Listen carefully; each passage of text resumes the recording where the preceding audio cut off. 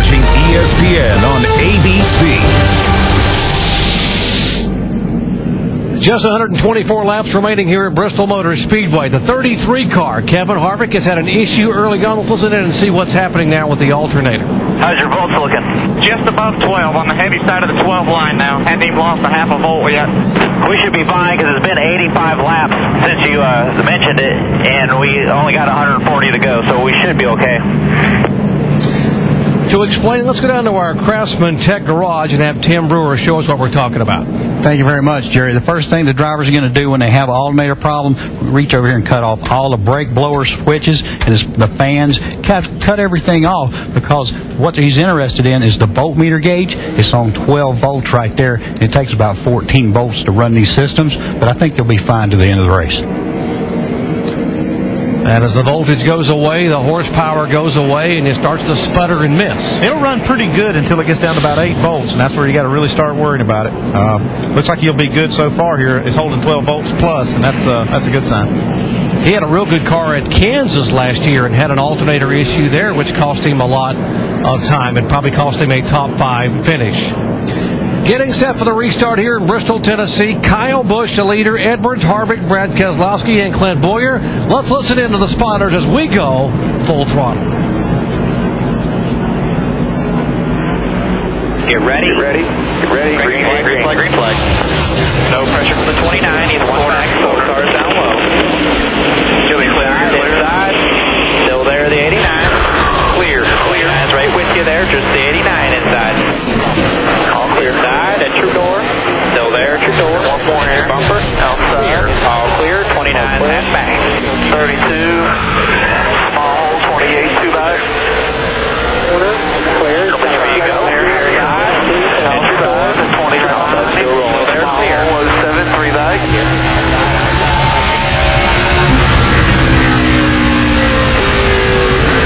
Kyle Busch leading him off. Carl Edwards, then Harvick. The 62 car, Brendan Gaughan, actually 3 laps down. He was the pole sitter, but he is not in the mix here on the lead lap. There's the separation between first and second. Kyle Busch is just so strong on these restarts in the first few laps after a restart, and he puts that distance on Carl Edwards. I think Carl can kind of maintain after they run a few laps, but boy, that 18 car gets gone. Inside the top 10, DJ, the 66 is continuing to move. Yeah, he's trying to take that spot away from Jason Leffler. Steve Wallace's car's really been good on the bottom of the racetrack. He's done a nice job coming up through traffic all day long, too, because that's really hard. You have a young man that sometimes your patience gets worn thin at this racetrack, but he's done a really good job of keeping the front end of that car clean today.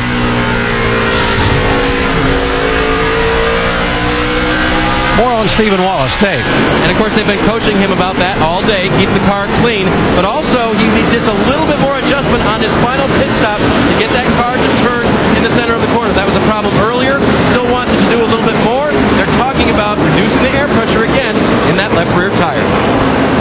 Thanks, Dave. And they are black flagging, by the way, Mike Bliss after an improper re-entry onto the racetrack. It'll be a pass-through penalty, so his day goes from bad to worse. I think when it rains, it pours sometimes, and these short tracks can really do it to you. Yeah, and if his car wasn't bad enough whenever before it got damaged trying to get out here now. But Morgan Shepherd spins off of turn 4. Caution's out. Caution's out. And he will have some damage in the back of his car. Morgan, the 4-time winner here at Bristol, Tennessee. You shorten that car up a foot or 2. Get pretty square right on the back bumper. Should get a lot of downforce on the rear. That spoiler up in there, huh? Well, the spoiler's really not. It's just exactly it's crumpled up there. Got something sticking up there. Now, Morgan doesn't have sponsorship. That is the only race car he has. Let's see. Here's the contact. Paul Menard. Yeah, Paul gets into the back of Morgan and gets him spun around here. Now you see how it hits the wall and tears up the whole back end. Yeah, and that's the thing. Morgan was 2 laps down there, and Paul Menard having a good day and everything, and he's wanting to, keep going, moving forward. He sees David Reagan in the spot right in front of him, and he knows he needs to get by there, and just got to the throttle a little sooner than what Morgan did. Paul Menard being shown up in the 8th position.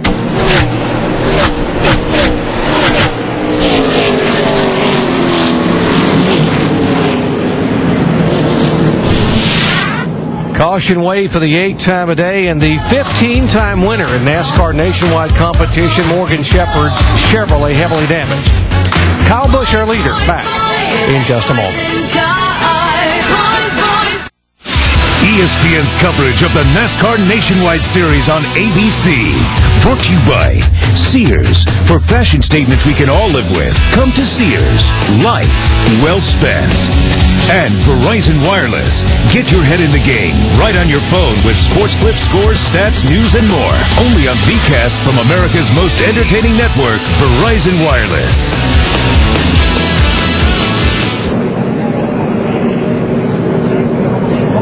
We are just about at the 2/3 mark of today's Scotts Turf Builder 300 for the NASCAR Nationwide Series here at Bristol Motor Speedway. Kyle Busch currently out in front. He, Carl Edwards, and Kevin Harvick kind of been locked up in a pretty good fight for the race lead for much of the opening 2/3 of this race. Not atypical for Bristol. 8 caution flags for 44 of the 191 laps that we have completed so far. The most recent of those yellows involving Morgan Shepherd in the 89 car, who afterwards heard this from his race team. 98 car came down and apologized. Said he totally did not mean to do it. Said he apologized.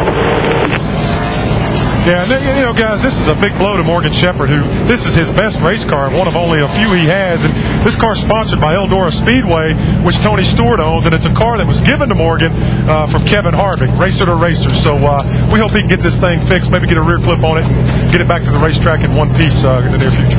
Morgan was running 22nd at the time of the wreck. Rusty, thoughts before we go restart here on the race? Brad Keselowski, pretty impressed with him. He's 4th right now. He's in a hole. He needs a good run to get back into points. Here we go.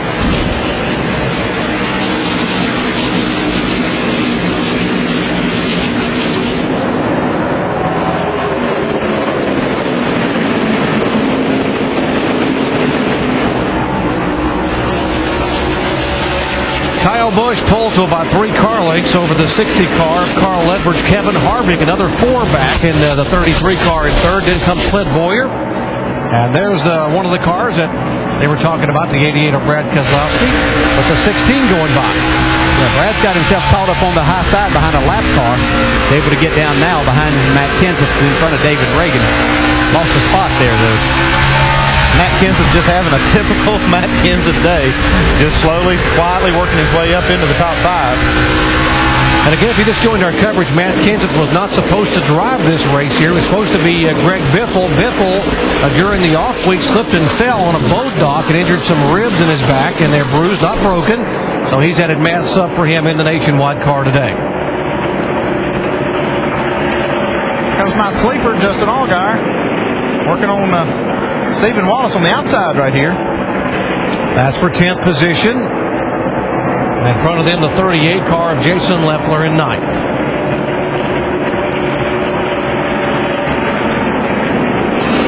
The 1 car of Mike Bliss, who had several issues today, has now gone back to the garage area for extensive repair.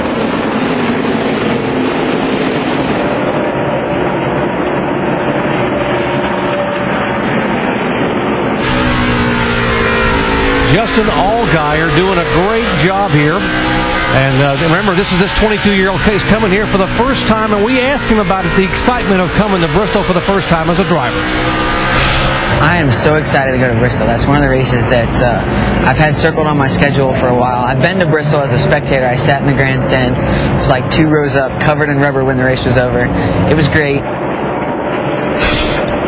Do you remember coming here the first time as a driver, DJ?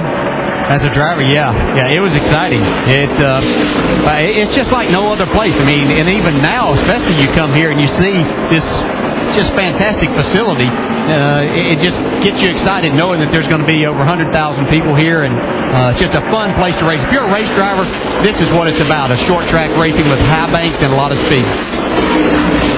Justin Allgaier's gotten by Stephen Wallace. Now he's working on Jason Leffler.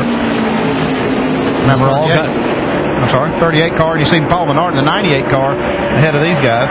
Remember, Allgaier led some laps at Las Vegas. And here back in the top 15, you see the 32 car. That is Bernie Lamar making his first start of the year, and he's getting passed by the 20.